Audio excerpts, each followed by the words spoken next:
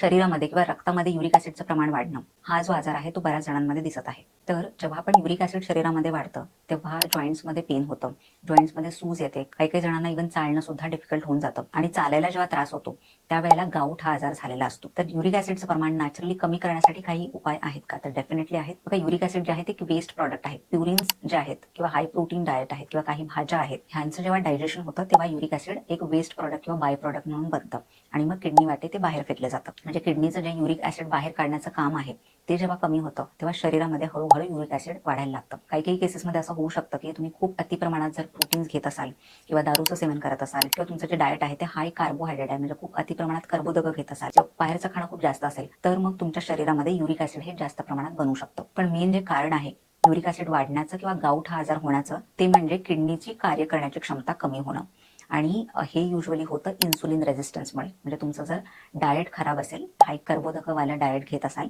तर त्या केसमध्येच usually uric acid वाढतं। तर युरिक ऍसिड नॅचरली कमी करण्यासाठी ही 3 पेय आहेत जी तुम्ही घेऊ शकता।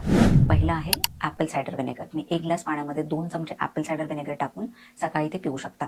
तर ऍपल सायडर व्हिनेगरमध्ये ऍसिटिक ऍसिड असतं, सो ऍसिटिक ऍसिड जे आहे ते युरिक ऍसिड बाहेर फेकण्यासाठी आपल्या शरीराला मदत करतं, म्हणून तुम्ही रेग्युलरली ऍपल सायडर व्हिनेगर घेऊ शकता। दुसरं आहे लेमन वॉटर। लेमन वॉटरमध्ये सिट्रिक ऍसिड असतं आणि हे एक डाययुरेटिक सारखं काम करतं, म्हणजे हे किडनीला मदत करतं शरीरातील टॉक्सिन्स बाहेर फेकण्यासाठी। सो तुम्ही रेग्युलरली लेमन वॉटर घेतलं तर युरिक ऍसिड लेवल नॅचरली कमी होण्यासाठी मदत होते। तिसरं जे ड्रिंक आहे ते म्हणजे धण्याचं पाणी। तुम्ही रात्रभर 1 ग्लास पाण्यामध्ये 1 चमचा धणे जे आहेत ते भिजवून ठेवा आणि दुसऱ्या दिवशी ते पाणी गाळून तुम्ही पिऊ शकता।